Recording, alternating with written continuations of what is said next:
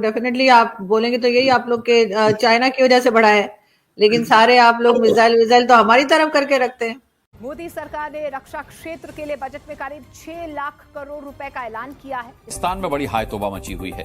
पाकिस्तान के रक्षा बजट को देखकर तो पाकिस्तानी छाती पीट रहे हैं।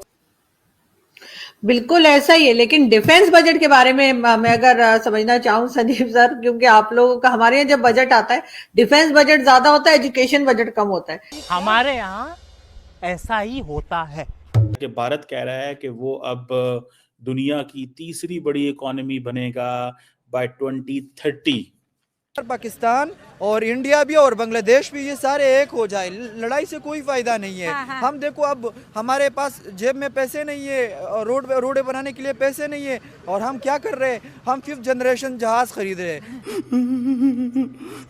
तो नहीं होने वाला कि ये 120 करोड़ जो इंडिया ने बांग्लादेश को इकोनॉमी के लिए दिए, हो सकता है यूनियन सरकार पाकिस्तान से शॉर्ट रेंज मिसाइल खरीद ले नहीं, और उन्हीं को ही बॉर्डर पे लगा दे। ये भी पॉसिबिलिटी हो सकता है ना। यूनियन सरकार बड़ी अग्रेसिव है और पाकिस्तान इस वक्त फुल मूड में है।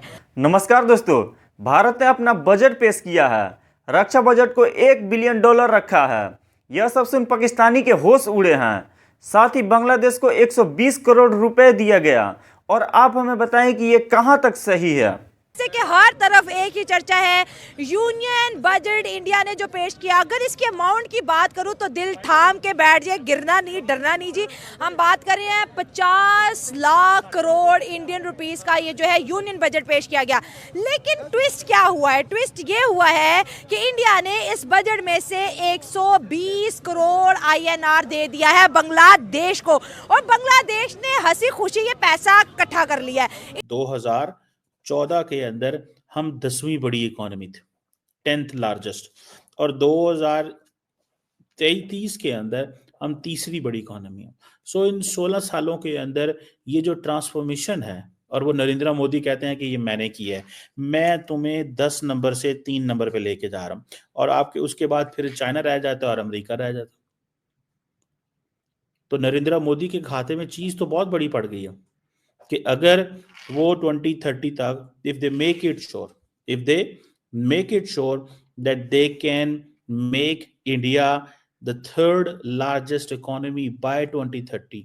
याद रखें 2029 में उनके पास जो उनका टेन्योर खत्म हो रहा है। पहली बात, इस बात को समझे। दूसरी बात क्या है कि अभी इंडिया इज ऑलरेडी 5वीं बड़ी इकोनॉमी। तीसरी बात क्या है कि वो कह रहे हैं कि भाई 2030 तो आने वाला है, 2025 तो आ गया है, तो हम आपको 10वीं से 5वीं पे तो लेके आ गए हैं। हम आपने जिसे वो कहते हैं ना, अब वक्त तो कोई नहीं रह गया, ठीक है जी। और देखना ये है, व्हाट आई अंडरस्टैंड, कि अगर बाय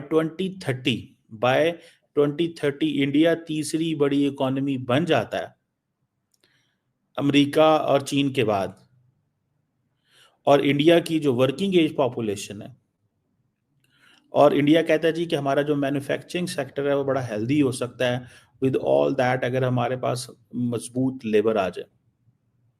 और असल में इंडिया किस चीज के ऊपर वेट कर रहा है? The demographic trend. किसके ऊपर? डेमोग्राफिक ट्रेंड के ऊपर यकीन रखता है, ठीक है। मीडियन एज जो इंडिया की है वो तकरीबन 28 ईयर्स है। मीडियन एज 28 ईयर्स है।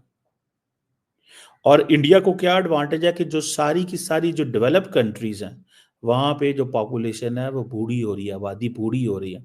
सो जो एशिया में देखें इस वक्त, तो जो 2nd लार्जेस्ट जो इमर्जिंग सुपर पावर है वो no doubt after China India है। तो there is a very strong possibility कि इंडिया जो है वो बांग्लादेश के साथ ये कोई पैक्ट साइन भी कर सकते हैं आगे जाके इन द कमिंग फ्यूचर, जिसकी वजह से वो और जो है उसकी जो है इस रीजन के अंदर जो है वो इकोनॉमी तो ऑलरेडी स्ट्रेंथन है ही उनकी, $4 ट्रिलियन की उनकी इकोनॉमी है। और बांग्लादेश की सपोर्ट के साथ वो ये है कि ये एक, मुझे ऐसा लगता है बीइंग अ पाकिस्तानी, कि ये हमारे लिए थ्रेट हो सकता है इन द फ्यूचर। हमारे लिए क्यों थ्रेट हो सकता है? क्योंकि इंडिया हम तो बांग्लादेश को अपने साथ मिला के इंडिया के लिए थ्रेट बनना चाहते हैं। देखें, हमें जो है ना फैक्ट्स के ऊपर बात करनी चाहिए। अगर हम इस रीजन में देखें तो पाकिस्तान को अगर अल्लाह न करे अगर हमारी कल को अगर जंग भी हो जाए इंडिया के अगेंस्ट, पाकिस्तान के लिए एक के बाद एक थ्रेट आता जा रहा है ये। और अगर हम देखें इन द रिसेंट पास्ट भी, तो हमारे इस खत्े के अंदर जो है कोई सपोर्ट करने वाला नहीं है अपार्ट फ्रॉम चाइना, क्योंकि जो रशिया है इस वक्त उसकी फुल सपोर्ट जो है इंडिया के साथ है। इजराइल जो है वो सपोर्ट कर रहा है इंडिया को, और अबव ऑल जो अमेरिका है वो उन तक की सपोर्ट जो है वो इंडिया के साथ है। 6,80,000 करोड़ का मतलब बन रहा है कि तकरीबन $8 बिलियन हमारा डिफेंस बजट है। ये बजट सबको सेटिस्फाई। अच्छा, एक चीज और कि निर्मला सीतारमन अपना 8th बजट दे रही, हिस्टोरिक। 8 बजट किसी ने लगातार नहीं दिए कंट्री में। दूसरी चीज, निर्मला सीतारमन अब तक की वो चीफ मिनिस्टर, निर्मला सीतारमन जिसे बोलते हैं ना, फाइनेंस लेडीज का काम नहीं है। इन्होंने दिखाया कि सबसे अच्छा फाइनेंस लेडीज ही डील कर सकती हैं। कोविड के टाइम पे इन्होंने हमारी इकोनॉमी को निकाला, और जब जिस समय सब बिजनेस बंद थे, लॉकडाउन लगा हुआ था, उस समय कहां से पैसा लेके आए पता नहीं, लेकिन इन्होंने घर घर राशन पहुंचाया, दवाइयां फ्री में, पूरी वैक्सीन फ्री में दी है। पूरी वैक्सीन, तीन डोज पर पर्सन 140 करोड़ को फ्री में दिया है। साथ में ये कि इन्होंने इकोनॉमी को वापस लाई ट्रैक पे, और अब हम 4th लार्जेस्ट इकोनॉमी है, 3rd लार्जेस्ट जल्दी ही बन जाएंगे। तो निर्मला सीतारमन का टेन्योर एक बेस्ट फाइनेंस मिनिस्टर के तौर पे जरूर जाना जाएगा। पाकिस्तान की स्ट्रेटेजिक अगर देखें इस वक्त पोजीशन, तो हमारी भी कोई इतनी स्ट्रॉन्ग पोजीशन नहीं है। हम इकोनॉमिकली भी इस वक्त बहुत ड्विंडलिंग किस्म की हमारी इकोनॉमी है, और अगर आप हमारी मिलिट्री की भी बात करें तो हमारे जो इंटरनली जो हमारे मामला पिछले 2.5-3 साल से चल रहे हैं, हमारी मिलिट्री की भी जो बॉडी लैंग्वेज है वो काफ़ी डाउन हो चुकी हुई है। अच्छा। तो मुझे नहीं लगता, मतलब रैंक ऊपर नहीं जा रहा मिलिट्री हम का। अगर अपनी रैंकिंग भी देखें आर्मी की, तो हम टॉप 10 में कहीं इस वक्त दुनिया में जो है अब नजर नहीं आ रहे ना, हम इस वक्त टॉप 10 पहले में थे 8-9 में ना। तो हमें अपने फैक्ट्स एंड फिगर्स जो हैं ठीक उनको करने खुद चाहिए। एनालाइज करना हाँ, चाहिए। हाँ, हाँ। हमें अपने पे अभी मेहनत करने की ज़रूरत है। मतलब आप कह रहे हैं कि पाकिस्तानी आर्मी बांग्लादेशी आर्मी को ट्रेन करने जा रही है, तो कोई बड़ी खबर नहीं है, मतलब इंडिया के लिए शॉकिंग नहीं है, बिल्कुल या भी है shocking शॉकिंग? इंडिया के लिए बिल्कुल भी शॉकिंग नहीं है, बल्कि अगर इंडिया जो है वो अगर बांग्लादेश को सपोर्ट कर रहा है और उनको इतनी बड़ी एड दे रहा है, तो ना सिर्फ उनकी इकोनॉमी से सस्टेन होगी, बल्कि वो इस रीजन में और ज़्यादा उनकी स्टेबिलिटी आएगी। अगर एक दिन कल की अगर दोस्तों बात करें, तो डॉक्टर एस जयशंकर की प्रेस कॉन्फ्रेंस थी, उन्होंने उनमें बोला था कि हमारी फॉरेन पॉलिसी ये है कि जितने भी हमारे पड़ोसी हैं, हम उनके साथ इकोनॉमिकली भी कनेक्ट रहे और हमारा दोस्ती वाला ताल्लुक भी हो। ट्रंप ने जो है एड बांग्लादेश की रोक दी है, शायद इस वजह से इंडिया ने ग्रांट कर दिया कि अगर हमसाया मुल्क में गुर्बत आएगी तो उसका इफेक्ट फिर इंडिया पे भी आएगा ना, ये भी हो सकता है। बिल्कुल हो सकता है ये, क्योंकि देखें अब इस वक्त हम दुनिया में we are a global village, ठीक हो और गया। हम जो बांग्लादेश की भी अगर स्ट्रेटेजिक हम इम्पोर्टेंस की बात करें तो उसको हम बिल्कुल इग्नोर नहीं कर सकते। उनका जो एक्सपोर्ट है वो पाकिस्तान से तो बहुत ज़्यादा है, ठीक हो गया। तो उनका जो ट्रेड का मैग्नीट्यूड है उसको हम अगर उसी को हम देख लें तो पाकिस्तान जो है बहुत पीछे लैग बिहाइंड कर रहा है। मैं इंडिया को तो अभी बात ही नहीं कर रहा। अगर हम अपने जो ये भाई मुल्क था हमारा बांग्लादेश एक ज़माने में, हम उनसे ही बहुत पीछे लैग कर रहे हैं। ठीक हो गया।